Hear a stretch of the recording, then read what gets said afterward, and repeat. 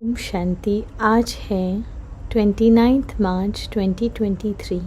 प्रातः मुरली बाप दादा मधुबन से बोली, मीठे बच्चे, तुम्हारी याद अनकॉमन है। जिससे तुम इन आँखों से देखते नहीं उसे याद करते हो और उसकी याद से तुम्हारे विकर्म विनाश हो जाते हैं। प्रश्न, किस एक आदत का त्याग करो तो सब गुण स्वतः आते जाएंगे। उत्तर बाबा देते कि आधा कल्प से देह अभिमान में आने की आदत जो पक्की हो गई है, अब उस आदत का त्याग करो। शिव बाबा जो मोस्ट बिलवड है उसे याद करो। कोई भी देहदारी की याद न रहे तो सब क्वालिफिकेशन आ जाएंगी, डिफेक्ट निकल जाएंगे। आत्मा पवित्रता का सागर बन जाएगी, खुशी का पारा चढ़ा रहेगा, सब गुण स्वतः आते जाएंगे। गीत बजाए ओम नमः शिवाय। ओम शांति। बच्चे ने अपने बेहद के बाप की महिमा सुनी और बच्चों के आगे वह बेहद का बाप सम्मुख बैठा है। हर एक बच्चे की बुद्धि में यह ज़रूर आना चाहिए कि हम उस शिव बाबा जिसकी यह महिमा है उसके सम्मुख बैठे हैं और उनसे हम 21 जन्मों के लिए सदा सुख का वर्षा ले रहे हैं। यह याद आने से ही खुशी का पारा चढ़ना चाहिए। ऐसे नहीं जिस समय सामने सुनते हो उस समय याद रहे और फिर भूल जाओ। नहीं, भूलना नहीं चाहिए। बच्चे जानते हैं हम फिर से अपना राज्य भाग्य ले रहे हैं तो बुद्धि चली जाती है उस निराकार बाप की तरफ। उनको बुद्धि से जानना चाहता है। दिन रात बुद्धि में यह याद रहना चाहिए, हम बेहद के बाप से भविष्य की जन्मों का वर्षा ले रहे हैं। निश्चय तो पक्का होता ही है। लौकिक माँ बाप में निश्चय बैठा, फिर उनमें संचय थोड़े ही हो सकता है, परंतु यह नई बातें हैं। बुद्धि से बाप को जाना जाता है। बच्चे जानते हैं कि हम शिव बाबा के बने हैं, उनसे ही वर्षा मिलना है। हम कल्प कल्प उस बाप से वर्षा पाते हैं। बुद्धि में याद आता है, बाबा आप द्वारा हमको फिर से राजाई मिल रही है, हम हकदार हैं। जबकि हकदार है तो ज़रूर बाप को याद करना होगा। लौकिक बाप से वर्षा लेती है वह तो बहुत याद पड़ जाता है। इनमें अनकॉमन बात यह है जो बाप को याद करने से हमारे पाप भस्म होंगे, इसलिए बाप को याद करना पड़ता है। लौकिक बाप की याद तो ऑटोमेटिकली रहती है। इन आँखों से देखते हैं। बच्चा पैदा होता है और मम्मा बाबा कहता रहता, यह बाबा इन आँखों से दिखाई नहीं पड़ता। बुद्धि से याद करना है। हम शिव बाबा की ब्रह्मा द्वारा संतान बने हैं और 21 जन्मों का वर्षा पाने के लिए श्रीमत पर पुरुषार्थ करते रहते हैं। इसमें पहले मुख्य है पवित्रता। जितना याद करेंगे बुद्धि पवित्र होती जाएगी। ऐसे नहीं समझना हम तो बच्चे हैं ही है, बाप को याद नहीं करेंगे तो विकर्म विनाश नहीं होंगे। बहुत बच्चे समझते हैं हम तो बच्चे हैं और बाप को याद नहीं करते।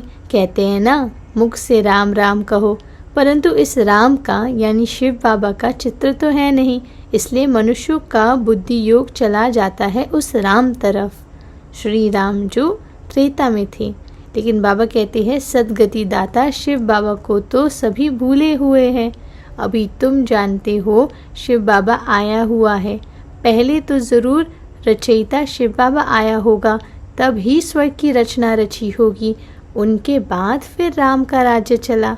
अब तुम सतयुग त्रेता में राज्य करने के लिए बाप से वर्षा ले रही हो। यह बुद्धि में चलना चाहिए। परम पिता परमात्मा शिव आते ही एक बार है। राम सीता लक्ष्मी नारायण आदि भी एक ही बार आते हैं। भल पुनर्जन्म लेते हैं, परंतु नाम रूप देश काल सभी बदल जाता है। नाम रूप देश काल। राम सीता भी प्रारब्ध भोगने लिए पुनर्जन्म लेते हैं।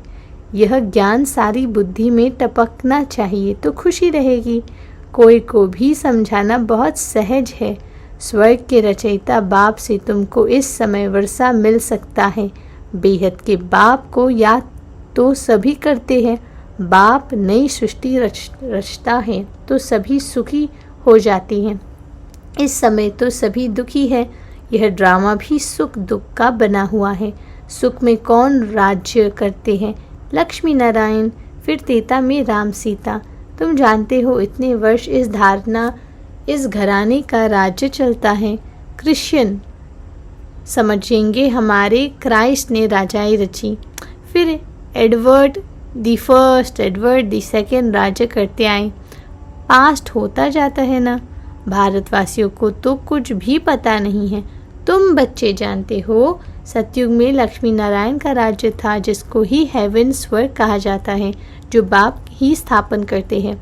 पति दुनिया में आए तब तो पावन बनाए, यह याद रहना चाहिए। हम उस बाप से बेहद का वर्षा ले रहे हैं, श्रीमत पर और धारणा कर रहे हैं, यह भूलना नहीं चाहिए। बरोबर शिव बाबा कल पहले भी आया था, जिसका यादगार भी है। अब वह फिर से आया हुआ है। पहले आते हैं निराकार शिव बाबा, वह आकर तुमको देवी देवता बनाते हैं। सतयुग में लक्ष्मी नारायण प्रैक्टिकल में राज्य करेंगे, फिर भक्ति मार्ग में पुजारी बन चित्र आदि बनाएंगे। लक्ष्मी नारायण का इस समय कोई एक्यूरेट चित्र तो नहीं है, फिर प्रैक्टिकल में आएंगे। अब शिव बाबा तुमको प्रैक्टिकल में पढ़ा रहे हैं ब्रह्मा द्वारा। कितनी सीधी बात है।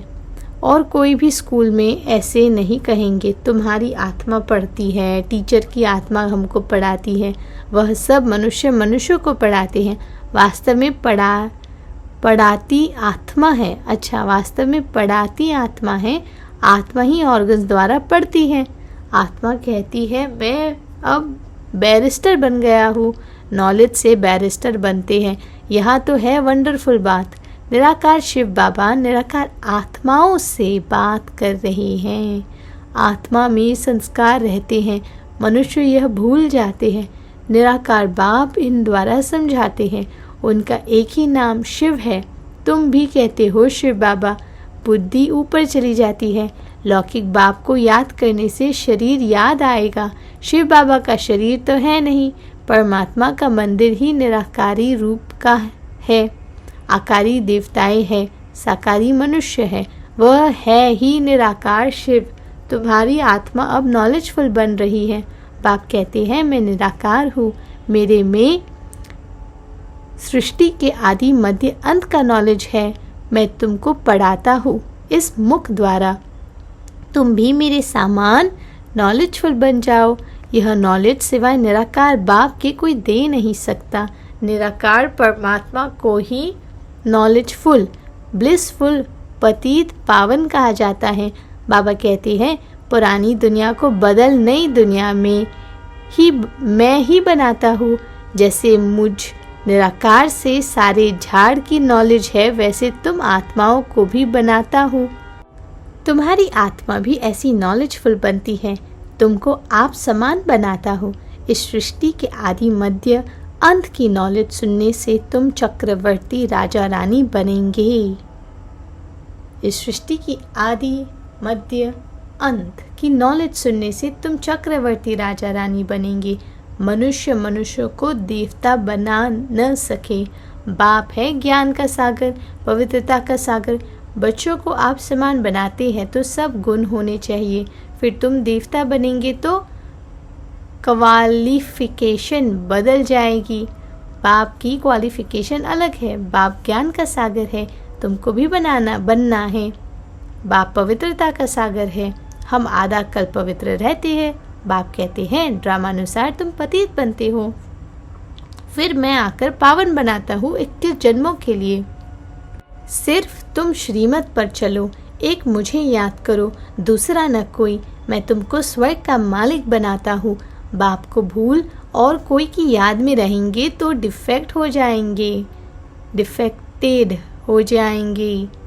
अगर बाप को भूल और कोई की याद में रहेंगे तो, लेकिन अगर बाप की याद में रहेंगे तो कोई डिफेक्ट नहीं रहेगा।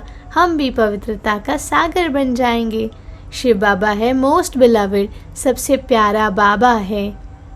तुम्हारा नाम भी गाया हुआ है, वंदे मातरम। तुम्हारी आत्मा पवित्र बनती है, तुम पवित्र बन भारत को स्वर्ग बनाते हो, इसलिए तुम्हारा नाम बाला है। शिव शक्ति पांडव सेना, तुम पांडव भी हो क्योंकि परमधाम की यात्रा पर युद्ध के मैदान में खड़े हो, माया पर जीत पाने लिए।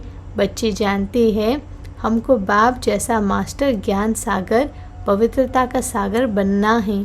देह का अहंकार टूट जाना चाहिए। जन्म जन्मांतर देह धारण की है तो वह आदत पक्की हो गई है। अब इस आदत का त्याग चाहिए।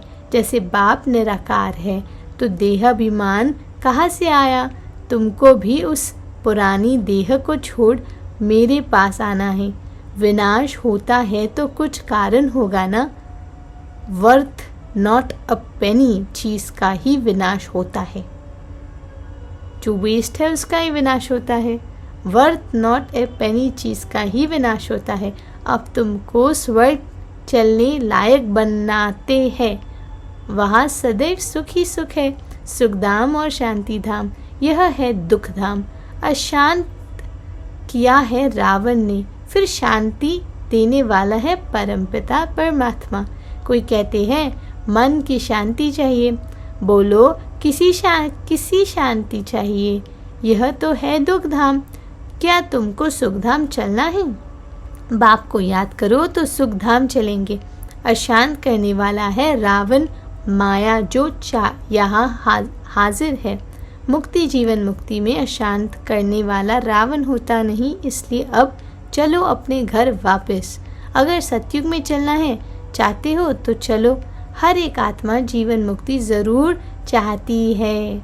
जैसे ऐसे नहीं सब सतयुग में जीवन मुक्ति में चलेंगे, वह तो सिर्फ तुम बच्चे ही जानते हो। बाकी जो आत्माएं ऊपर से आती है वह पहले जीवन मुक्ति में है। माया की परछाई नहीं लगती है। सतो प्रधान बन फिर सतो रजो तमो में आते हैं। माया के हाथ होते हुए भी आत्मा को सुख जरूर भोगना है। दुख नहीं हो सकता क्योंकि पवित्र है ना। बाबा उन आत्माओं की बात करते हैं जो पहले द्वापर में आते हैं, माना सतयुग त्रेता में उनका आना नहीं होता बट द्वापर में आते हैं। लेकिन बाबा कहते हैं फिर अपवित्र होने से दुख पाएंगे, ऐसे नहीं आने से ही दुख पाते हैं। यह सुख दुख का खेल बना हुआ है। लेकिन किन आत्माओं ने सतो प्रधान सतयुग त्रेता में सुखी एकदम जीवन जिया था, वो फिर उतना समय द्वापर कलयुग में उनका दुख का पाठ होता है। लेकिन बाबा कहते हैं तुम बच्चे मोस्ट बिलवेड मोस्ट लकीएस्ट हो, पूर्वज आत्मा हो, तो सबसे जास्ती अनुभव हम आत्माओं को होता है। बाबा के ख्यालात चलते रहते हैं। मनुष्य को भीति देने के लिए बोर्ड लगाना चाहिए। सिर्फ चित्र देख मनुष्य मूंझते हैं। समझो शिव बाबा का चित्र रखते हैं और नीचे लिख देते हैं डीटी world sovereignty is your God fatherly birthright. मनुष्य चित्र देख कहेंगे भगवान ऐसा थोड़े ही होता है, भगवान का रूप क्या है। फिर भी लिखा हुआ रहता है बहनों और भाइयों, आकर बेहद के बाप से 21 जन्म सदा सुख पाने का पुरुषार्थ करो। वह तो जब कोई सम्मुख आए तब समझाया जाए। निमंत्रण देते हैं। दिन प्रतिदिन बहुत शॉर्ट बनाना होता है, पिछाड़ी में शॉर्ट होता जाएगा। मन मना भव, बाप को याद करो और उनसे वर्षा लो। तो लिखना चाहिए बहनों भाइयों, सतयुग की राजाई 21 जन्मों के लिए बाप से आकर प्राप्त करो। इस होनहार लड़ाई के पहले, इस लड़ाई से ही स्वर्ग के द्वार खुलते हैं। यह कोई दुनिया नहीं जानती, तुम जानते हो। इस लड़ाई से ही भारत सुख धाम बनेगा। वह कोशिश करते हैं लड़ाई न लगे। तुम जानते हो इस महाभारी भारत लड़ाई से ही महाविनाश होना है। सब आत्माओं को वापस ज़रूर जाना है क्योंकि खेल पूरा हुआ। फिर से पाठ बजाने आएंगे तो युक्ति से लिखना चाहिए। तुम हो रूहानी पंडे, वह है जिस्मानी देहधारी पंडे। तुम अपने को विदेही आत्मा देह से अलग समझते हो। तुम जानते हो बाप हम आत्माओं को ले जाएंगे, तो तुमको लिखना पड़े कि बेहद के बाप से आकर वर्षा लो। निराकार अक्षर जरूर लिखना है। तुम जानते हो बाबा आया हुआ है इस कर्म क्षेत्र पर, हम भी वहाँ से आते हैं। सभी आत्माएं जो एक्टर्स है, इम्पेरिशेबल इमॉर्टल आत्माएं हैं, कब मरती नहीं। यह अच्छी रीति निश्चय हो जाना चाहिए। हम शिव बाबा से अनेक बार वर्षा ले चुके हैं, फिर भी लेंगे। पुरुषार्थ से तुम जानते हो शिव बाबा हमको स्वर्ग का वर्षा दे रही है, तो क्यों नहीं उनसे वर्षा लेते हो। बाप और वर्षे को याद करेंगे तो अंतमति सो गति हो जाएगी। बाकी सिर्फ राम राम कहने से मुक्ति थोड़े ही हो जाएगी। अखबार में डालते हैं फलाना स्वर्गवासी हुआ, उनसे पूछना चाहिए स्वर्ग किसको कहा जाता है। यह तो नर्क है तो पुनर्जन्म भी नर्क मिलेंगे, स्वर्ग है तो पुनर्जन्म भी स्वर्ग मिलेंगे। अगर कोई शरीर छोड़ नर्क से स्वर्ग गया, वहाँ तो उनको बहुत वैभव मिलेगा। फिर नर्क के वैभव खिलाने उनको स्वर्ग से नर्क में क्यों बुलाते हो। उनको नर्क का भोजन खिलाएंगे तो ऐसी बुद्धि हो जाएगी, जैसा अन्न वैसा मन हो जाएगा। स्वर्ग में तो दूध घी की नदियाँ बहती हैं, तुम तो घासलेट का खाना खिलाएंगे। श्रीनाथ द्वारे में अच्छे घी का भोग लगता है, क्योंकि वहाँ राधे कृष्ण का चित्र है, तो उन्हों की याद में भोग भी अच्छे अच्छे वैभव बनाकर लगाते हैं। ऐसा भोग और कहाँ नहीं लगता। जगन्नाथ का भी मंदिर है, वहाँ चावल का भोग लगाते हैं, वहाँ वैभव नहीं चढ़ाते हैं। अब तो नरक है तो दुख है, स्वर्ग में तो सुख था। बाप समझाते तो बहुत अच्छा है, परंतु धारणा नंबरवार होती है। यह भी ड्रामा में नूंद है। ड्रामा अनुसार नौकर चाकर भी बनने हैं। 3rd क्लास टिकट भी कोई तो ज़रूर लेंगे ना। 1st क्लास के सूर्यवंशी राजधानी, 2nd क्लास चंद्रवंशी राजधानी, 3rd क्लास है प्रजा, उनमें भी नंबरवार है। अब जिसको जो टिकट चाहिए वह लेवे। अच्छा, मीठे मीठे सिखलते बच्चों प्रति माता पिता बाप दादा का याद प्यार और गुड मॉर्निंग। रूहानी बाप की रूहानी बच्चों को नमस्ते। धारणा के लिए मुख्य सार। पहला, बाप समान ज्ञान का सागर, पवित्रता का सागर बनना है, विदेही बनने का अभ्यास करना है। दूसरा, बाप की याद से बुद्धि को पवित्र बनाना है, सदा इसी नशे में रहना है कि बेहद के बाप से हम 21 जन्मों का वर्षा ले रहे हैं। वरदान, न्यारेपन के अभ्यास द्वारा पास विद ऑनर होने वाले ब्रह्मा बाप समान भव।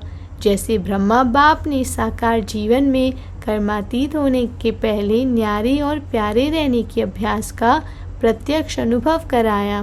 सेवा व कोई कर्म छोड़ा नहीं, लेकिन न्यारे होकर सेवा की।